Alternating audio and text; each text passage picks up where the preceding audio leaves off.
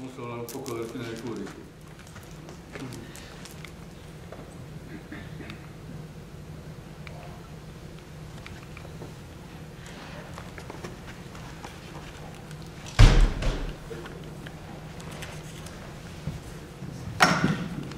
En numerosas ocasiones se ha mencionado la adicción al ajedrez del cineasta Stanley Kubrick, que nació en Nueva York en 1928 y falleció en Harpenden, Inglaterra, en 1999. En esta charla trataremos de focalizar este tema, este interés, y de radiografiar la influencia que el rey de los juegos haya podido ejercer sobre su filmografía, una obra que con solo 4 cortometrajes y 13 películas tiene un peso significativo en la historia del cine, caracterizada por la versatilidad temática y el barroquismo, y por figuras dramáticas recurrentes como la violencia, el azar y el fracaso. He sabido que su padre le inculcó 2 aficiones desde joven, el ajedrez y la fotografía, a las que se mantendría fiel durante toda su vida. Sus primeros escarceos con la imagen le llevan a colaborar a los 17 años como fotógrafo ocasional en la revista Look. La actividad no es muy lucrativa, pero no tarda en conseguir algo importante. En 1945, una foto suya aparece en una famosa portada porque capta uno de esos momentos que el escritor James Joyce llamaba epifanías, es decir, un suceso con un aura especial. En la imagen se ve a un vendedor de periódicos que al leer la noticia concentra en su persona todo el dolor de los norteamericanos por la muerte de su presidente Franklin Delano Roosevelt. Su paso por la escuela es mediocre y no puede acudir a la universidad, de modo que se forma en plan autodidacta. Le gustan el ajedrez y el jazz, pero su cultura es deficiente.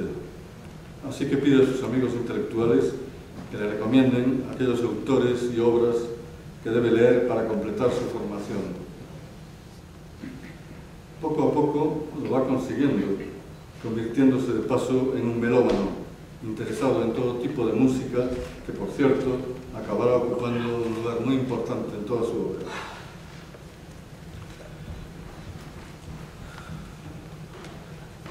Lo que desde muy joven se aprecia perfectamente en Kubrick son 2 factores fundamentales para tener éxito en la lucha por la vida: ambición y carácter, junto con unas ansias de perfeccionismo y autosuperación que hubiesen llevado a la tumba a quienes no tuviesen su capacidad ni su espíritu de lucha. Pero lo que a nosotros nos interesa, por supuesto, es su relación con el ajedrez. Y como hemos dicho, el posible influjo de este en su cine.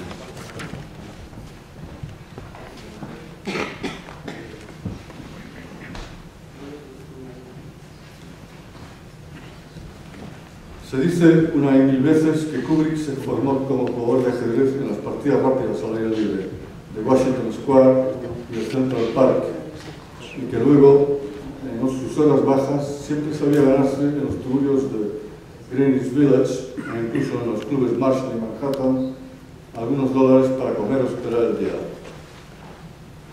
Eso sugiere una gran confianza en sí mismo, por muy bien que supiese elegir a sus ocasionales clientes.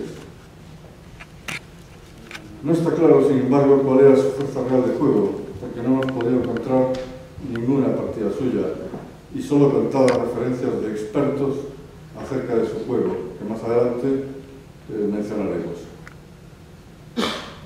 Sí hay, en cambio, referencias de gente del cine acerca del mismo, como por ejemplo George C. Scott, con quien disputó numerosas partidas durante los descansos del rodaje de Teléfono Rojo, Volamos hacia Moscú.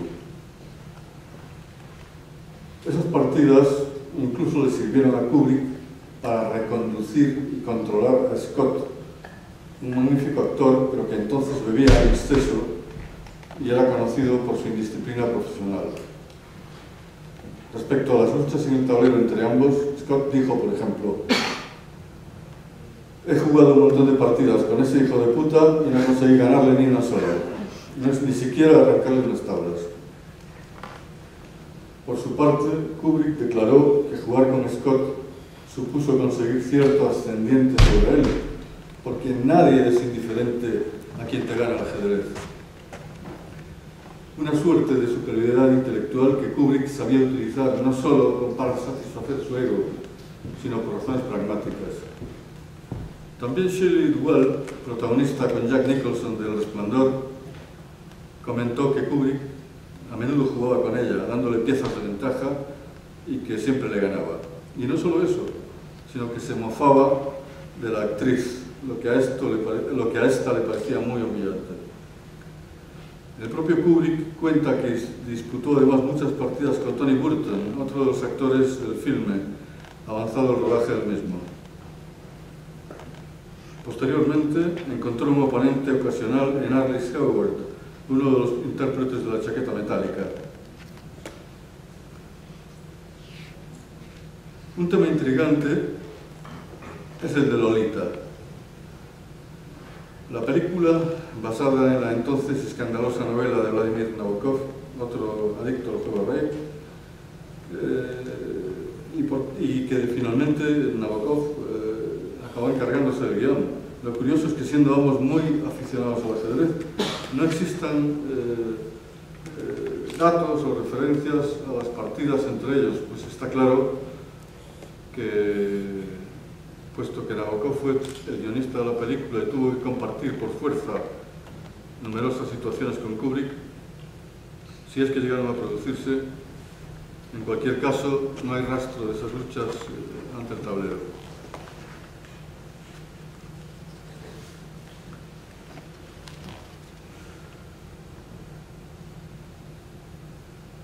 Los años activos, si es que puede llamárseles así, de Kubrick como jugador de ajedrez, fueron durante la década de los 50, cuando conoció a jugadores como Arthur Feldman, Amos Kaminsky, Jeremy Bernstein y Allen Kaufman, y participó en unos cuantos abiertos de Nueva York, pero sin ir más lejos ni más allá en la faceta competitiva.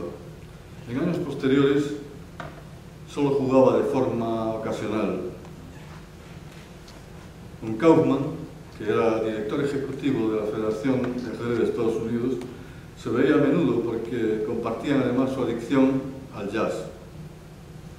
Kaufman habla indirectamente del ajedrez de Kubrick al referirse a un jugador de rápidas de Washington Square que tenía intimidados a la mayor parte de los asiduos y se hacía llamar a sí mismo el maestro. En realidad, ese hombre era un jugador vulgar que tenía un repertorio de trucos y dominaba a determinado nivel técnico las partidas rápidas. Parece que Kubrick pronto le tomó la medida y lo convirtió en víctima propiciatoria, pero eso, por supuesto, no nos dice mucho acerca de su propio juego.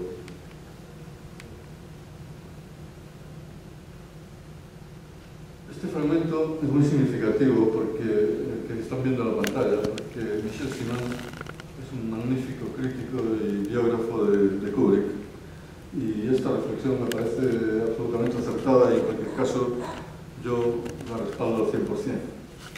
Es muy difícil hablar de una disciplina que se basa en imágenes y hablar en palabras al respecto. Por el tiempo en que su afición al ajedrez era más intensa, a principios de los años 50, Kubrick estaba decidido ya a ser un gran cineasta. Pasaba su tiempo libre jugando en los clubes de ajedrez Marshall y Manhattan, además de Washington Square, convirtiéndose en uno de los mejores especialistas del lugar en partidas rápidas.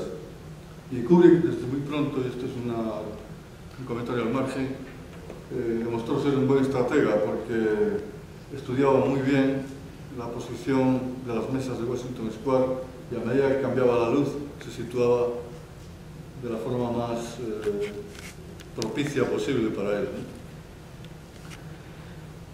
dando por supuesto, con sus propios recursos, con ayuda económica de familiares y amigos, rueda sus primeros cortometrajes que mal que bien consigue vender a las productoras cinematográficas y hacerse notar. Luego, por fin, emprende la aventura imposible, el asalto al cine con mayúsculas, el más poderoso, opresivo e inaccesible de los gremios artísticos. Dando por supuesto que tenga ya una o más ideas para la pantalla, la primera y más difícil tarea de todo director novel es conseguir productor. No describiremos aquí esa búsqueda en el caso de Kubrick, baste con decir que poco a poco va encontrando los apoyos que necesita.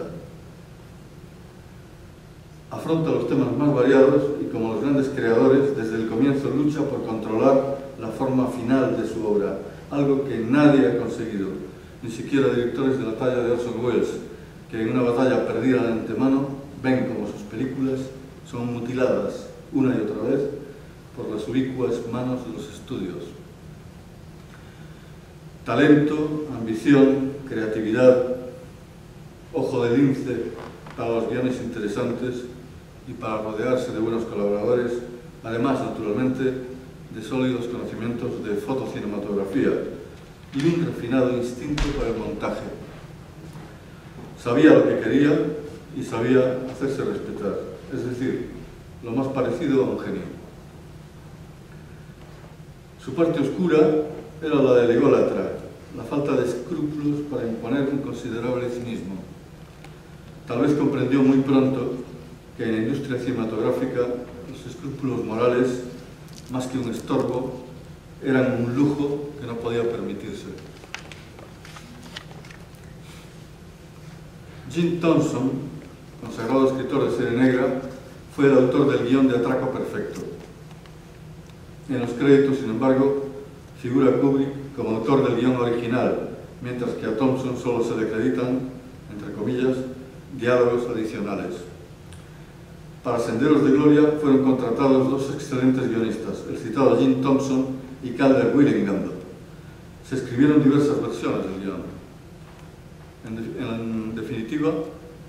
la versión definitiva, que Willingham afirma ser suya en un 99%, Kubrick solo era el autor de algunas frases, exactamente 2, según Willingham. Sin embargo, cuando los créditos aparecen en la pantalla, ustedes ya se imaginan quién ocupa el primer lugar. Su afán de protagonismo no tenía límites. En el caso de Espartaco, también producida por Kirk Douglas, aún coleaban los efectos de la famosa lista negra de McCarthy. La década de los 50 no había finalizado y nadie se atrevía a incluir aún algunos nombres en sus películas. Dalton Trumbo, guionista brillante y riguroso, era uno de los apestados, y a él se le había confiado la tarea de escribir el guión sobre la mastodóntica novela de Howard Fast.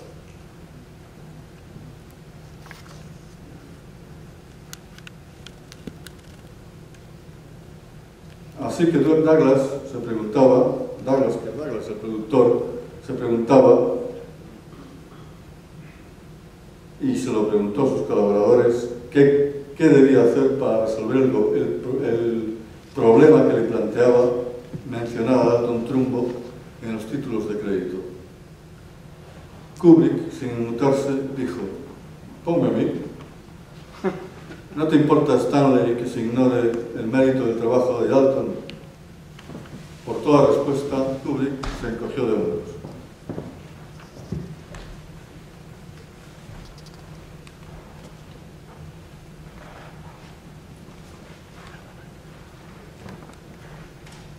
Vamos a ver ahora unas breves secuencias que son, por lo que yo sé, las únicas que contienen toda la obra de Kubrick, en las que existe una presencia explícita del ajedrez.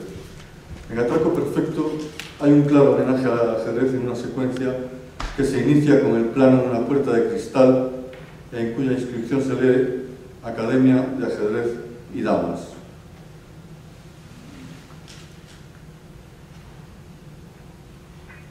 3 días después, a las 10:15 de la mañana del martes, Johnny Clay hacía los últimos preparativos. ¿Necesita a alguien para jugar? No, gracias. Estoy esperando a un amigo. Caramba, hombre, has movido mal. Antes moviste de otro rey y debiste mover el caballo y dar jaque. Que te molesta quien quiera, no sabes lo que hablas, él no lo hizo, no sabes lo que dice. Calla, pasta, y mueve. Es verdad. Podía haber ganado. Mueve, pasta. Deja de hablar o llamaré a Peter. No puedo pensar con ruido. Fue un juego morir. Oh, Johnny, viejo amigo, ¿cómo estás? Me alegra verte. Ha pasado mucho tiempo. Es curioso, Johnny Sterling Hayden abre esa puerta en busca del corpulento Maurice, como habrán visto, Colacuabrian, que era un luchador profesional y que Kubrick conocía de los ambientes de ajedrez precisamente, para contratarlo como provocador en el hipódromo en todo el marco del golpe concebido, ¿no? En el diálogo de la posición, la posición no es identificable, pero hay algunos datos que vale la pena mencionar. Maurice sin duda es de origen centroeuropeo, porque mientras ejerce de mirón llama a los jugadores Patzer, que es un término yiddish de los judíos centroeuropeos, muy empleado en Europa y también en Estados Unidos, y que equivale al nuestro de petardo o pichón. También hay que suponer que el jugador con negras alude nada menos que a Bobby Fischer, lo que resulta curioso por su temprana notoriedad, pues estamos en 1956 y Fischer apenas tiene 13 años. Claro que quizá entonces hubiese ganado ya su extraordinaria partida a Donald Byrne en el torneo Rosenwald, que fue llamada por algunos críticos la partida del siglo, con cierta exageración, por cierto. La Academia de Ajedrez y Damas que se ve ahí existía en la calle 42 de Nueva York y los jugadores de ajedrez la conocían popularmente como The Fleer House, la casa de las pulgas. Kaufman y sus amigos, el famoso Allen Kaufman, amigo de Kubrick, y otros solían frecuentarla. Vamos a ver ahora un mini fragmento de Lolita.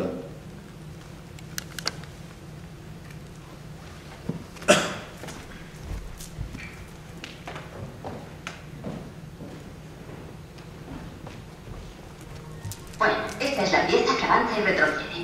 Sí, y puede saltar por encima de las demás. Y se mueve libremente. ¿Iba a comerse mi reina? No era esa mi intención. Buenas noches, querida.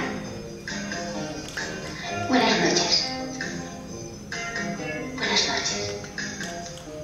Buenas noches.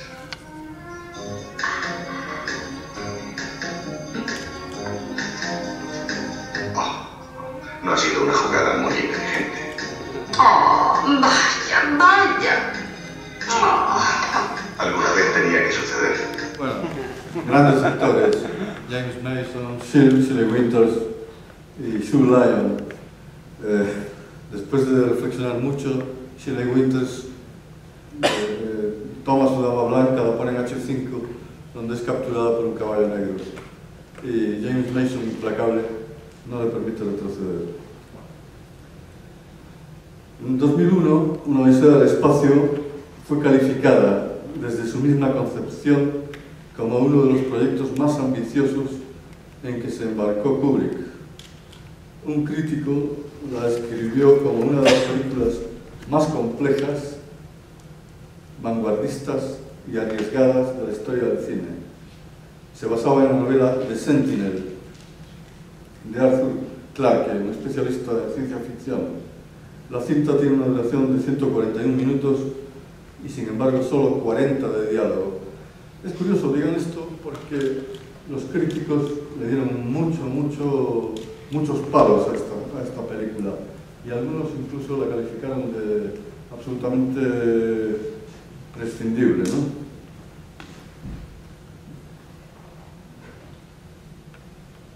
Bueno, vamos a ver otra secuencia.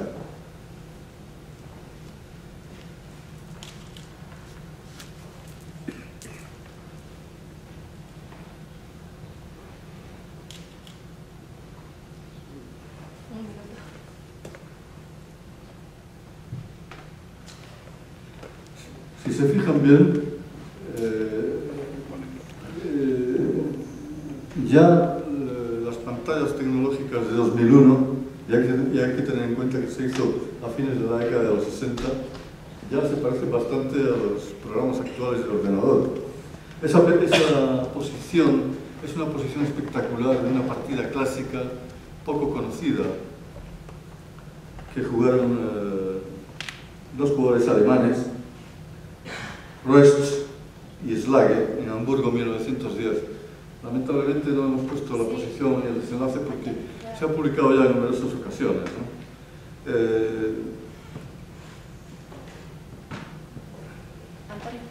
En esta cinta, me refiero a 2001, naturalmente, se perpetra, como ya señaló algún crítico, uno de los crímenes más atroces en la historia del cine.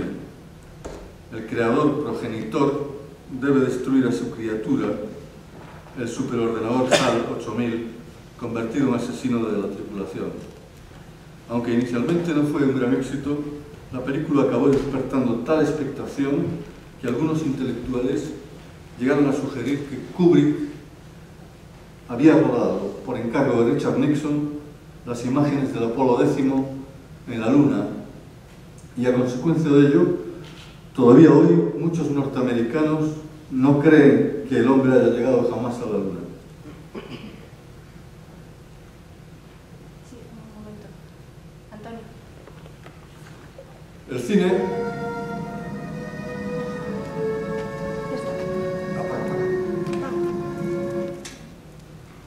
El cine nos remite a veces... ¿Ya hemos visto la secuencia completa? No. Ah, ponla otra vez. Claro, por eso. Perdón, ha habido un error de interpretación.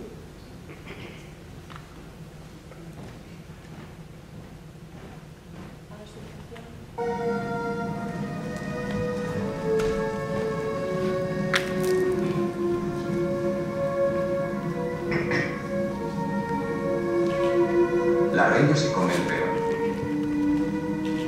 Y el alfil se come el caballo. Vaya jugada. Tome a la reina. Lo siento, Frank, creo que se equivoca.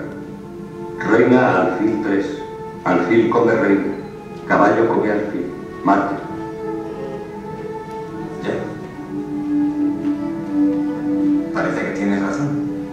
Sí, señor. Gracias por una partida tan agradable. Gracias.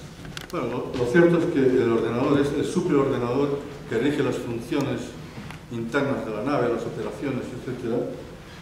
Gana esta partida y, por supuesto, acaba haciéndose el amo, es dueño de todo y gobernando a su antojo las operaciones y a la tripulación. Esto me recuerda un poco la guerra famosa de Kasparov contra Deep Blue, cuando él decía que él encarnaba la causa de la humanidad, ¿no? Que quería defenderla. Una causa difícil. Sigamos. El cine nos remite a veces a la vida cotidiana, pero es más habitual que nos sumerja en universos desconocidos que pueden ser sugestivos o mágicos, a menudo inquietantes. El reflejo de la realidad en el mismo, como en toda obra de arte, es relativo, pero el cineasta, como el escritor, se ve indudablemente influido por sus experiencias vitales y su propia cultura, por otras disciplinas, sobre todo si éstas tienen un alto componente creativo. Ahora bien, de ahí a inducir que la filmografía de Kubrick está condicionada por el ajedrez, media un abismo.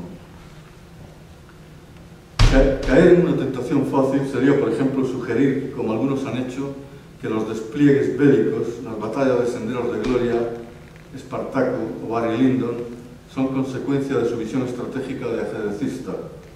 Pero lo cierto es que las legiones romanas, en Espartaco, siempre avanzaban en idéntica formación, y si en otras secuencias de combates, como en el caso de la película Barry Lyndon, hay unos sorprendentes planos laterales cercanos, en contraste con los convencionales, que suelen hacerse frontalmente y a distancia, hasta el momento del choque entre ejércitos, cabe atribuirlos a una concepción estética original que nada tiene que ver con el ajedrez.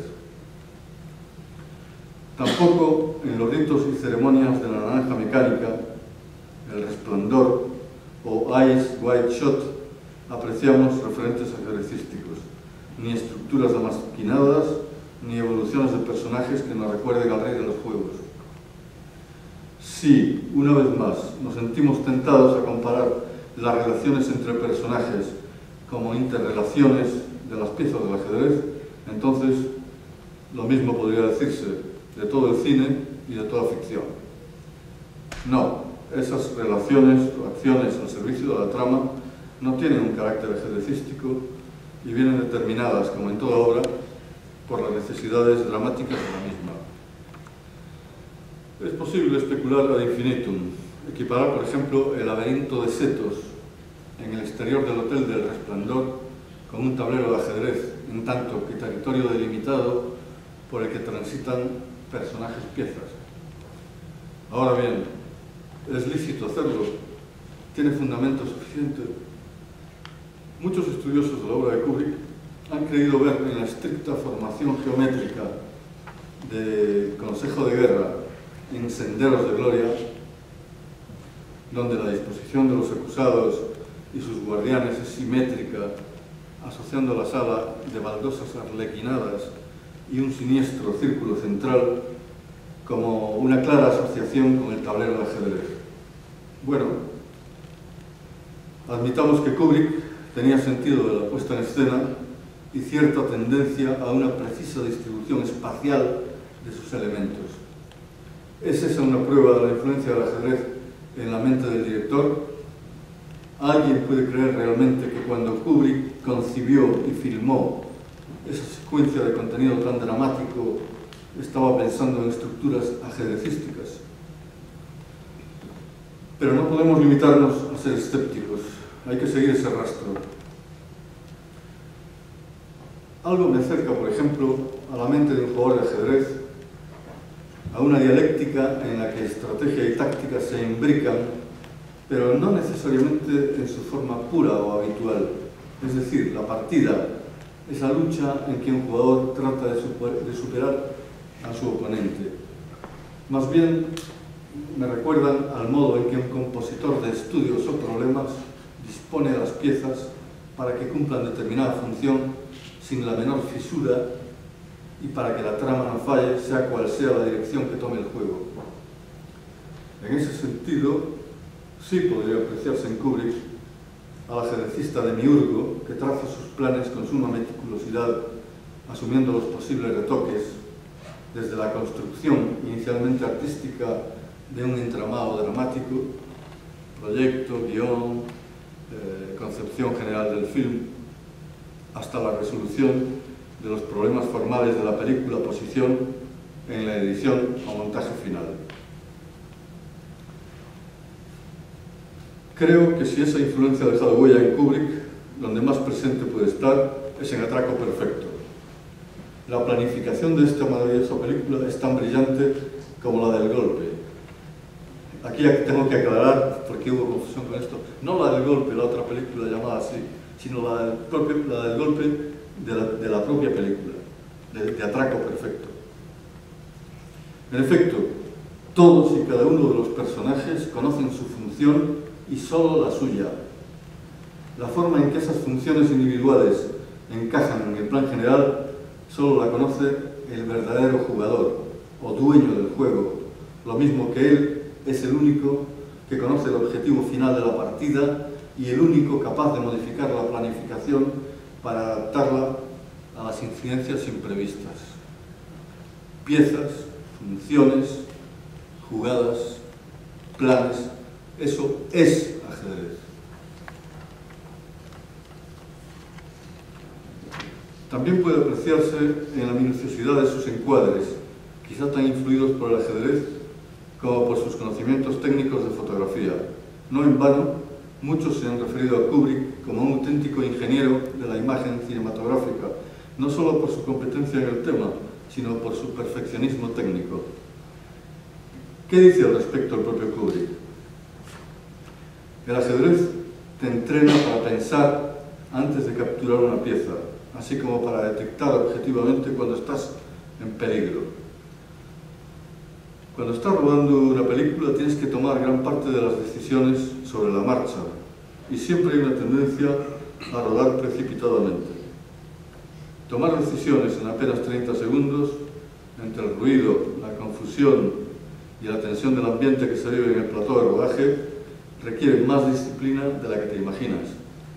Pero una reflexión de pocos segundos puede a menudo impedir un grave error sobre algo que a primera vista darías por válido.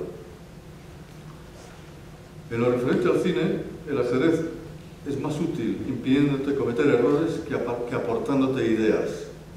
Las ideas vienen espontáneamente y la disciplina que se requiere para evaluarlas y ponerlas en práctica suele ser el verdadero trabajo. Otra cuestión, acertadamente señalada por uno de sus biógrafos, es la relación que puede existir en el empleo del tiempo. El ajedrez, dice este señor, agudiza en la persona la conciencia del factor tiempo.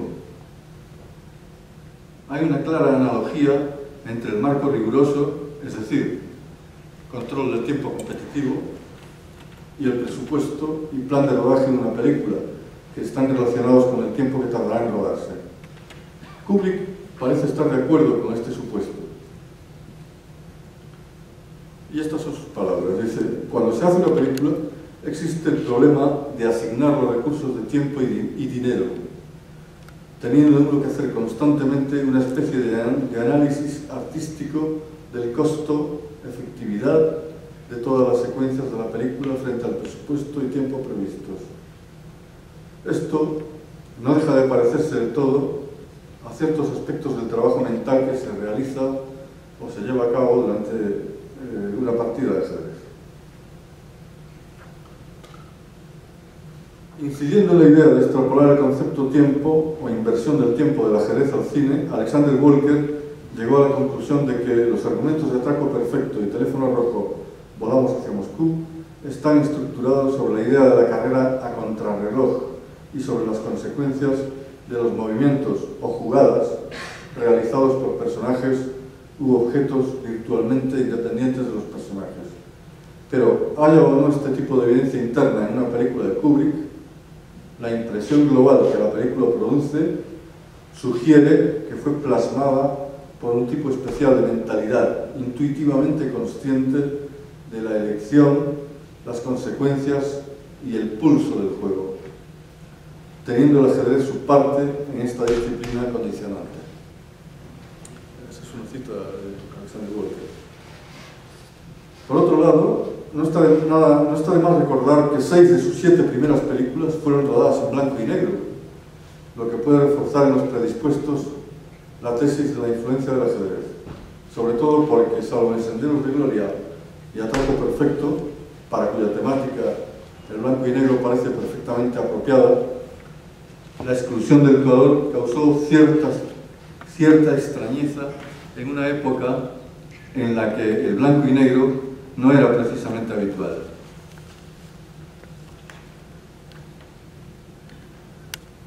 Desde 1968, Kubrick se había sentido muy atraído por llevar al cine la vida de Napoleón, lo que le llevó a llenar centenares de páginas con notas, ideas y bocetos para un posible proyecto. Me llamó la atención un breve artículo publicado no hace mucho acerca de dicho tema. En aquel artículo se mencionan las conversaciones de Kubrick con Félix Markham, un experto en Bonaparte. Hay un fragmento de la conversación que me gustaría transcribir porque Kubrick dice: sospecho que Napoleón no había sido un buen jugador de ajedrez, incluso que jugara asiduamente, porque una de las claves es reconocer que hay momentos en los que no hay ni movimientos de ataque ni de defensa. Ese intermezzo, esto lo cito literalmente porque es importante, lo llaman los alemanes Zwischenzug. Son las jugadas que a menudo marcan la diferencia en las grandes partidas, porque realmente no tienes nada que hacer. Es una posición complicada. Y su entrevistador dice, esperas a que alguien cometa un error. Y Kubrick dice, tienes que hacer una jugada que lo parezca, pero en realidad no haces nada. Esa era su debilidad. Bueno, esto para mí no tiene sentido. Esto no es comprensible para un ajedrecista. Está claro que hay posiciones en las que es mejor no emprender nada activo. Ya lo decía el campeón mundial y teorizador de la inactividad aparente Tigran Petrosyan. Hay ocasiones en las que lo mejor es no hacer nada. Pero esas posiciones o jugadas de espera no tienen nada que ver con la jugada intermedia a la que se refiere Kubrick, pues no hay duda de que intermezzo, como lo llaman los anglosajones, o Zwischenzug, como la llaman los alemanes, la identifica perfectamente. Una cosa es una jugada de espera y otra muy diferente es una jugada intermedia. Se diría, por tanto, que confunde la jugada de espera con la jugada intermedia. Normalmente una jugada esta, de alto voltaje, en una secuencia táctica que modifica bruscamente el resultado de una operación y que en modo alguno puede considerarse una jugada neutra. ¿Cómo es posible entonces que un jugador, incluso de nivel medio, confunda de tal modo el término? Esto permite abrigar dudas acerca de los conocimientos técnicos de ajedrez de Kubrick. Si pones el...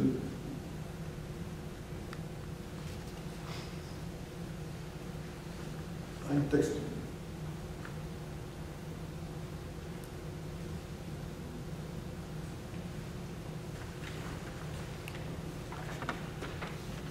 Bien, Kubrick era un apasionado de su trabajo y desde que en 1962, a raíz del éxito de Lolita, es curioso, por cierto, voy a hacer un inciso que no estaba previsto. Lolita se estrenó, por supuesto, en Inglaterra. La novela se había estrenado muchísimos años antes en Francia. Y solo las visiones de grandes éxitos comerciales consiguieron convencer a los editores norteamericanos a editarla un par de décadas después, ¿no? Pero en cualquier caso, desde que se estrenó esta película, Lolita, que era un nombre propio, Dolores, era un nombre propio muy común en Estados Unidos, en las décadas siguientes ese nombre desapareció del registro civil. Las familias no volvieron a escribir a sus niñas con ese nombre. Kubrick se estableció en Hertfordshire, al sureste de Inglaterra. Convirtió su casa en un estudio y laboratorio de cine. Allí se pasaba días y noches en su taller de creación de imágenes, durmiendo horas contadas y absorbido por completo en su actividad. Cuando su mujer o sus amigos le recomendaban descanso, replicaba: «Me pedís que descanse de trabajar. Es como pedirle a un niño que descanse de jugar».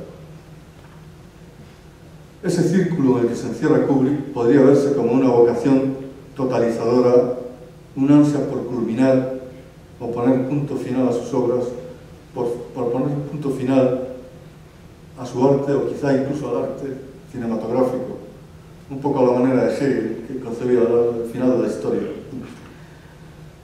Tras 12 años de silencio, los transcurridos desde 1987, en que estrenó La chaqueta metálica, y en los que algunos críticos lo acusan de haberse refugiado en la misantropía, produce la sofisticada Eyes Wide Shut, que realmente es una de las pocas veces en que hay que darle la razón a las distribuidoras cinematográficas de que no se hayan atrevido a traducirlo, porque es intraducible, porque viene a ser algo así como ojos ampliamente cerrados.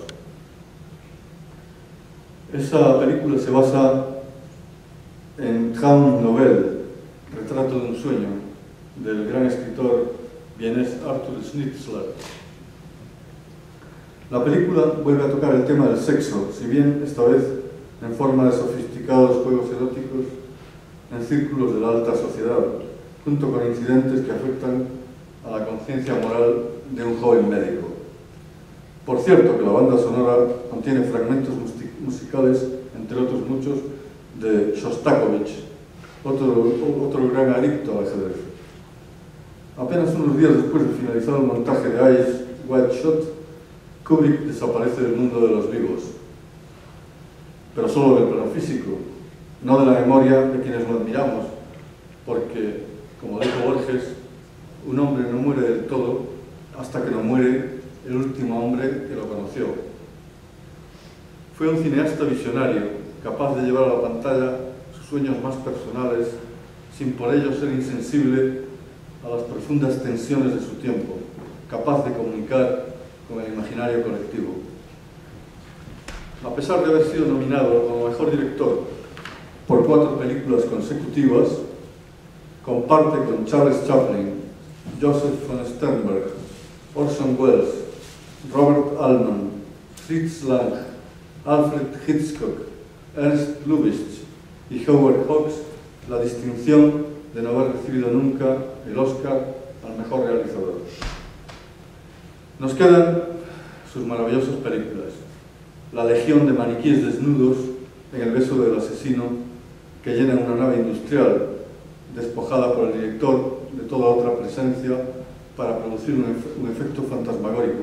Kubrick, por cierto, en esta película hizo vaciar por completo todo un barrio neoyorquino para producir una sensación de extrañeza.